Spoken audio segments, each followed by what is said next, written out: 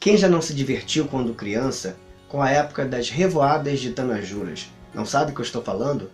Com certeza você já deve ter notado um evento muito intrigante quando diversas formigas aladas, isto é, com asas, alçam voos pelos céus de setembro a novembro.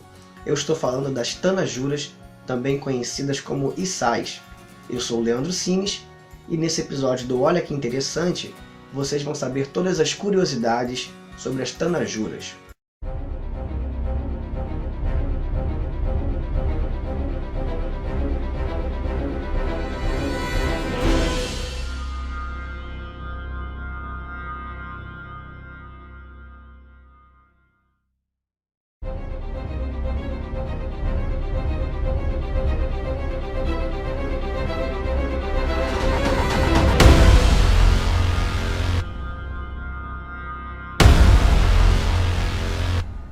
Essas formigas são do gênero Atta, que por sua vez apresenta cerca de 15 tipos de espécies conhecidas.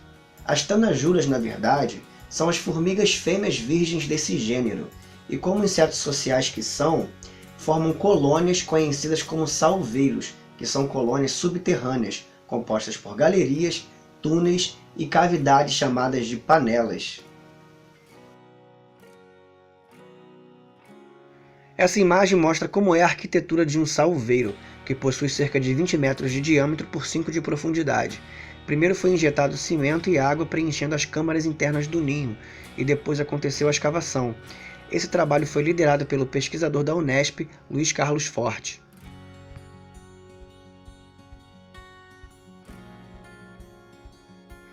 Além das tanajuras, no salveiro é possível encontrar os bitus, que são os machos reprodutores, as cortadeiras ou operárias, que ficam incumbidas de carregarem as folhas para o formigueiro, os soldados, que protegem o formigueiro dos invasores, as jardineiras ou lixeiras, que fazem a limpeza transportando para uma galeria mais funda do formigueiro todo o lixo formado por outras formigas mortas e fungos, assim evitando a transmissão de doenças, e por fim as enfermeiras, que ficam encarregadas de cuidar dos ovos.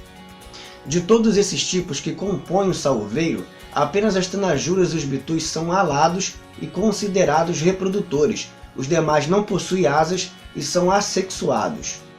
Em algumas regiões rurais do país, as revoadas de tanajuras representam um prenúncio de chuva, mas na verdade não existe nenhum mistério com relação a isso. As revoadas acontecem antes de dias chuvosos, porque o chão molhado facilita a escavação pelas fêmeas fecundadas para a postura de ovos em locais bem fundos, longe de predadores. A revoada, portanto, é o ritual de acasalamento desses insetos e se inicia quando a tanajura, a fêmea virgem da saúva, libera um feromônio para atrair os machos da espécie. Lembrando que feromônio é uma substância biologicamente ativa secretada por alguns animais, como por exemplo insetos e mamíferos, com a função sexual, para a demarcação de trilhas ou mesmo a comunicação entre os indivíduos. E esse feromônio liberado não atrai os machos irmãos dessa mesma fêmea. Isso impede a consanguinidade ou endocruzamentos, ou seja, o acasalamento entre indivíduos que são parentes, o que evita a combinação de genes recessivos e, por consequência, o surgimento de alguns problemas genéticos. Depois que ocorre o ritual de acasalamento, todos os machos e fêmeas não fecundadas morrem. Já as fêmeas fecundadas retiram as suas asas já em terra e começam a escavar um novo salveiro para a postura de ovos. Agora chamadas de saúvas, as fêmeas, após escavarem um novo salveiro, darão início à colônia de fungos da espécie Leucocoprinus gongylophoros, que vai alimentar toda a sua prole. Então as folhas que as operárias ou cortadeiras carregam não servem de alimento para as formigas da colônia, mas sim para os fungos que elas cultivam e consomem. Ainda com relação ao voo nupcial ou revoada, é importante dizer que muitos pássaros famintos esperam ansiosamente pela nuvem de tanajuras para garantirem uma deliciosa refeição. Com isso, pode-se dizer que as tanajuras possuem uma função biológica relevante relacionada à reprodução de muitas espécies de animais, como por exemplo o fura-barreira, pássaro que só coloca ovos após se alimentar das tanajuras durante a revoada.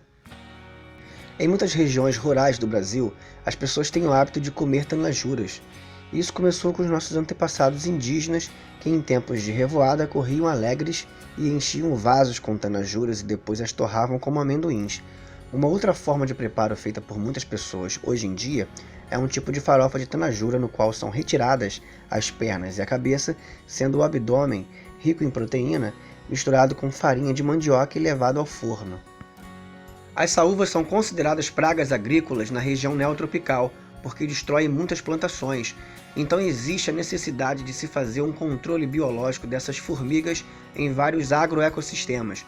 Muitos métodos químicos de controle são usados devido ao baixo custo e eficiência.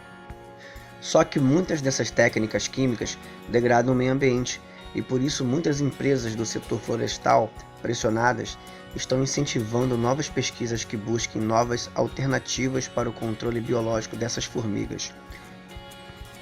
Uma das formas de controle é a utilização de fungos que ocorrem naturalmente no meio ambiente e que são considerados entomopatogênicos, ou seja, que podem matar as saúvas controlando o seu crescimento. Bom, esse era o vídeo que eu queria trazer para vocês. Eu espero que vocês tenham gostado. Se gostou, já sabe, dê um like, compartilhe o vídeo nas redes sociais porque isso ajuda o canal a crescer e se inscreva se você ainda não for inscrito. E se você quer mais informações sobre biologia e ciências, siga as páginas do canal nas redes sociais que estão aqui embaixo.